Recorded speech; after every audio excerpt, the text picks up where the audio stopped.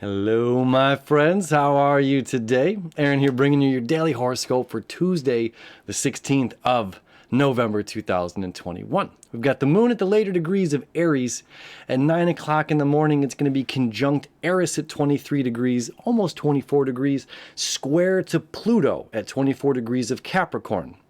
Pluto at 24 degrees of Capricorn is creating a sextile to the water sign of Scorpio, the sun in the water sign of Scorpio at 24 degrees today. Let me show you what that looks like, and we'll get into it here. So the sun, 24 degrees, sextile to Pluto, 24 degrees.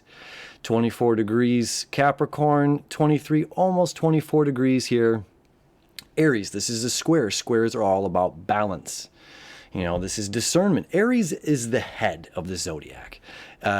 This is the heel, right? So if you see a human body, it'd be the head, the shoulders, the hands, and so on and so forth, all the way around to the heels.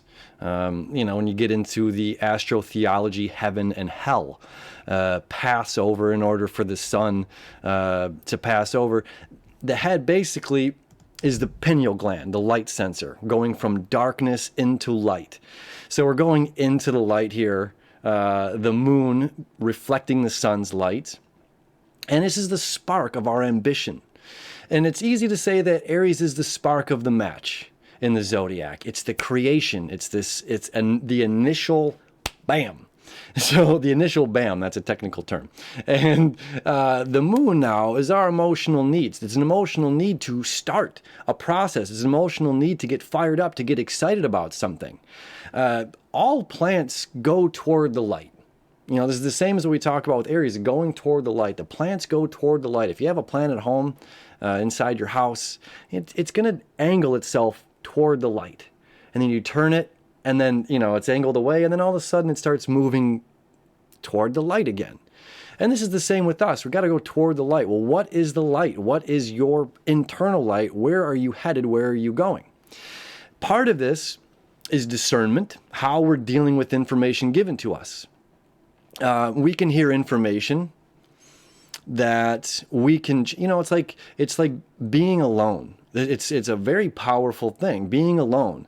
And our own personal perspective in our heads, in our minds, is alone excited? Is this an exciting time that we finally get some alone time and we get to do whatever we need to do in our house?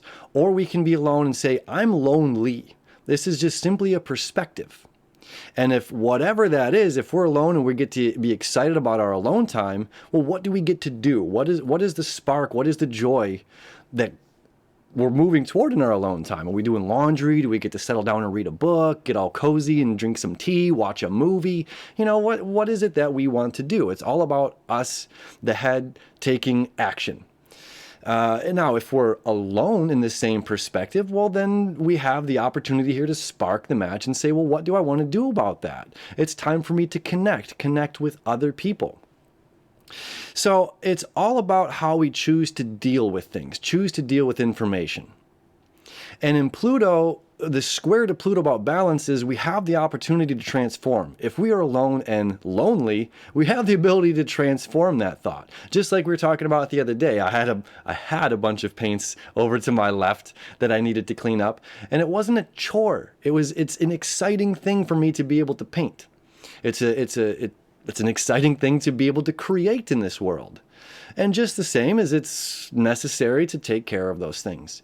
So it's a perspective. And during this moon conjunct Eris square to Pluto, Pluto sextile to the sun, because the sun here is dealing with our deep down emotions, our deepest desires, the things that we don't always bring to the surface. And we have this beautiful time to spark that match inside of our own cave and see what's the writing on the walls. What's going on inside? Where do we want to navigate toward? That's the part of the beauty of all this Scorpio energy. As well, we have Mercury and Mars also in Scorpio. Mars home in Scorpio. This is a very powerful, driven energy, especially having these three planets here. We have Mars creating a sextile to Venus. Now, these are the lovers. What I desire here in this world, I want to commit to my desires. I want to commit to these things that I love. I want to commit to the things that I value. And I get the ability to go deep down within myself and find what I value and allow myself to make those moves. If we feel unworthy, worthless, if we feel abandoned, if we feel not enough in some sort of a way, we have this beautiful energy that says, look, you can change. You can change your perspective.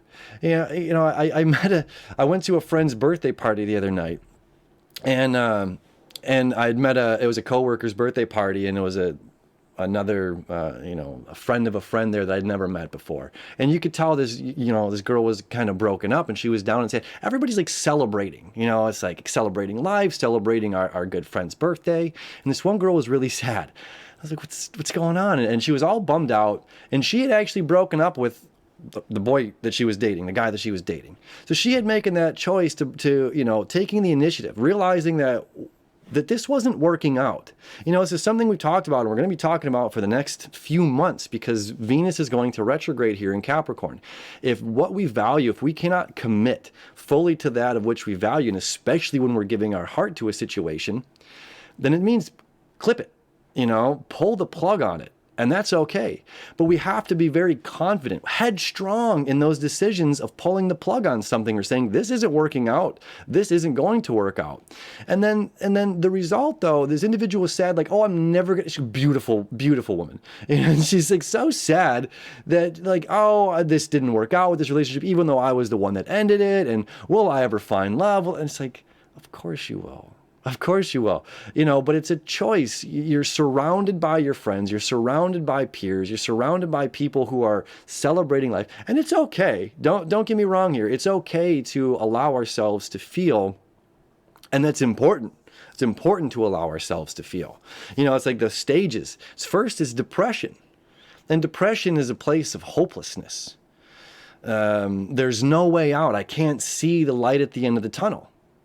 Then hopelessness eventually turns, either usually first into anger, and anger is a better emotion than hopelessness, because at least you're fired up and passionate about something. With the moon in Aries, with Mars and Scorpio, there's a lot to feel fired up and a lot to feel passionate about. And it's like, oh, you want to give love to somebody. You want to do something. You want to, whatever it is, it's not just about love. But we should feel passionate about these things. So moving from that hopelessness to a place of anger, and then recognizing that anger itself is based on love. And it always is. We fight with other people, not because usually we hate them. It's because we love something so much, and this person loves the opposite, and then we clash. We go to wars and countries because we love something. And again, I'm not kind of saying I'm all about war or anything, but it's usually the basis of all is because we love. And we have this opportunity to change our perspectives from depression to anger. We can go from anger to joy. We can go from anger into recognizing, why am I angry about this? Why am I upset about losing, this relationship? Well, it's because I love so passionately and I desire to be loved.